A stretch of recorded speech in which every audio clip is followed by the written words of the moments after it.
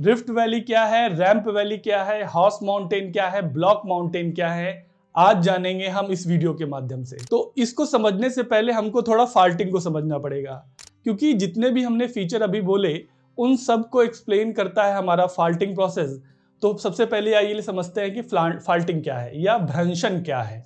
तो भ्रंशन जो है इसमें क्या होता है कि सबसे पहले कोई अर्थ सरफेस है या कोई रॉक सरफेस है, तो उसके नीचे कुछ जो है फोर्स अपोजिट डायरेक्शन में जब काम कर रहे हो, यानी जैसे कोई सरफेस है, इसमें कोई ए फोर्स है और कोई बी फोर्स है, इसमें ये अपोजिट डायरेक्शन में काम कर रहे हो, तो उस अपोजिट डायरेक्शन में काम करने के समय क्या होता है कि उसमें स्ट्रेस, उस चट्टान की सरफेस के नीचे जो है स्ट्रेस या टेंशन जैसी सिचुएशन क्रिएट होती है।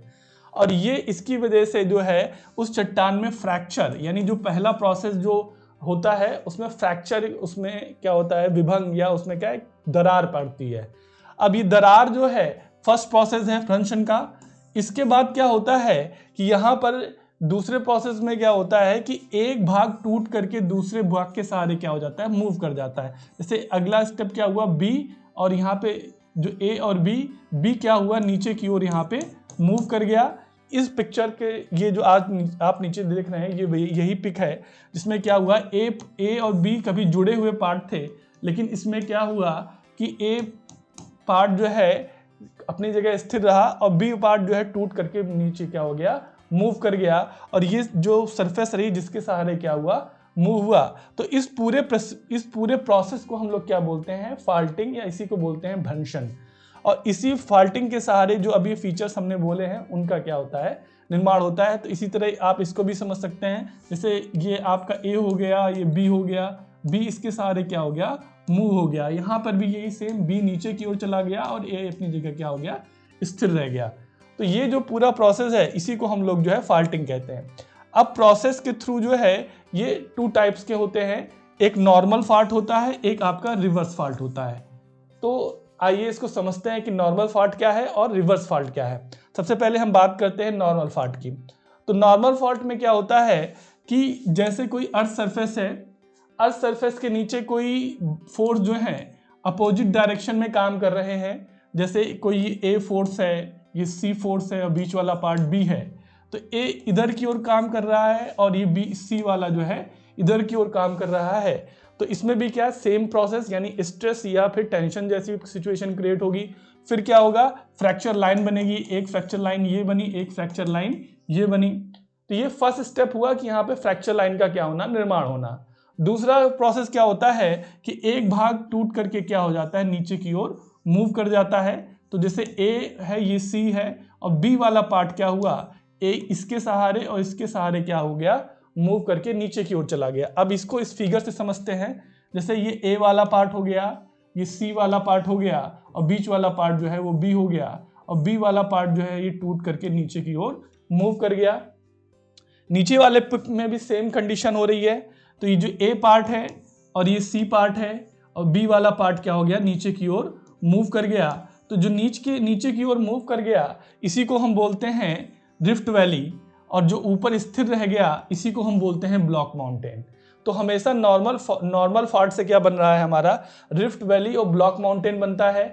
तो यहाँ पर जो है एक बात और समझने की है कि जो फाल्टिंग प्रोसेस होता है इसमें मूवमेंट होना बहुत ज़रूरी है। यानी क्या होता है, एक पार्ट स्थिर रहता है, दूसरा पार्ट टूट करके मूव हो जाता है, इसी को हम लोग बोलते हैं फाल्टिंग। और जब ये इस प्रोसेस से होता है तो इसे हम बोलते हैं नॉर्मल फॉल्ट। और नॉर्मल फॉल्ट के थ्रू ही हम लोग जो है ब्लॉक माउंटेन बनते हैं, जो अपनी जगह स्थिर रह जाते हैं, और जो भाग मूव कर जाता है उसे हम लोग क्या बोलते हैं, रिफ्ट वैली। तो यहाँ पर जो है जो फर्स्ट टाइप था वो क्या था, हमारा नॉर्मल फॉल्ट, और उसके थ्रू क्या बना, ब्लॉक माउंटेन और आपका रिफ्ट वैली। इसके बाद बात करते हैं हम लोग जो है रिवर्स फॉल्ट पे। तो रिवर्स फॉल्ट में क्या होता है कि जस्ट अपोजिट प्रोसेस होता है। यहाँ पर क्या होता है कि जो वहाँ पे क्या होता, टेंशन या स्ट्रेस फोर्स काम कर रहा था, यहाँ पे क्या है, कॉम्प्रेस फोर्स काम करता है। तो यहाँ पर जैसे कोई ये ए फोर्स है, बीच वाला भाग जो है बी है, और ये आपका सी पार्ट है या सी फोर्स है। तो यहाँ पर जो है वहाँ पे अपोजिट डायरेक्शन में लग रहा था, यहाँ पे आमने सामने की ओर फोर्स काम कर रहे हैं। तो इस प्रोसेस में क्या होगा, यहाँ भी सबसे पहले क्या होगा, दो फ्रैक्चर लाइन का निर्माण होगा, एक यहाँ बी और सी के बीच में और ए और एक बी के बीच में, ए और बी के बीच में। इसके बाद क्या हुआ कि यहाँ पर जो है एक पार्ट दूसरे पार्ट के सहारे क्या होगा, मूव करेगा यहाँ पे भी, लेकिन यहाँ पे क्या होगा कि यहाँ पे बीच वाला पार्ट क्या होगा, वो स्थिर हो जाएगा। जैसे बी यहाँ पर जो है, क्योंकि वो थोड़ा कठोर चट्टान है, बहुत ज़्यादा रिजिड है, तो इसकी वजह से ये नहीं मूव करेगा बी वाला पार्ट। ए और सी क्या हो जाएंगे, वो अपनी जगह से मूव कर जाएंगे। तो देखिए इस पिक में ये क्या हुआ है कि अपनी जगह से क्या हुए हैं, ये जैसे कोई ये ए है, ये बीच वाला पार्ट बी है, और ये इसका लास्ट वाला पार्ट जो है सी है। तो सी और ए क्या हुए हैं, अपनी जगह से मूव कर गए, और बी अपनी जगह क्या रहा, स्थिर रहा। दिखने में जो है नॉर्मल फॉल्ट और रिवर्स फॉल्ट दिखने में जो लास्ट जो फीचर बनता है दोनों में सेम बनता है, लेकिन प्रोसेस क्या होता है वो अलग अलग होता है। तो यहाँ पर ए जो है वो ऊपर की ओर चला गया, सी भी ऊपर की ओर चला गया। तो यहाँ पर जो ऊपर की ओर जो मूव हुआ उसको हम लोग कहते हैं हॉर्स माउंटेन, और जो अपनी जगह स्थिर रह गया उसे हम बोलेंगे यहाँ पे रैंप वैली। क्या बोलते हैं, रैंप वैली बोलते हैं, रैंप घाटी बोलते हैं इसे। तो यहाँ पर जो है ग्रैबन, तो जो स्थिर रह गया वहां पे क्या बन गया, ये घाटी या क्या बन जाता है, वैली बन जाता है। और जो भाग ऊपर की ओर मूव कर जाता है वो बन जाता है horse mountain. Horse mountain, block mountain, rift valley, ramp valley दिखने में सेम होती है, लेकिन इनमें क्या होता है, बनने का प्रोसेस क्या होता है, डिफर होता है। तो ये जो आपने इस प्रोसेस से देखा, यानी जो रिवर्स फॉल्ट है, रिवर्स फॉल्ट से क्या बनेगा, हॉर्स माउंटेन बनेगा, रैंप वैली बनेगी, जबकि जस्ट अपोजिट नॉर्मल फॉल्ट से जो क्या बनेगा, ब्लॉक माउंटेन बनेगा और रिफ्ट वैली बनेगी। तो ये दोनों में डिफरेंस रहा, ठीक है। दिखने में दोनों ही सेम दिखते हैं, लेकिन बनने के प्रोसेस के आधार पे हम उनको अलग अलग नाम से क्या है जानते हैं। तो आई होप इस वीडियो में ये चीज़ें आपको अच्छे से क्लियर होकर के समझ में आ गई होंगी। मिलते हैं इसी प्रकार के नेक्स्ट वीडियो में। Thank you.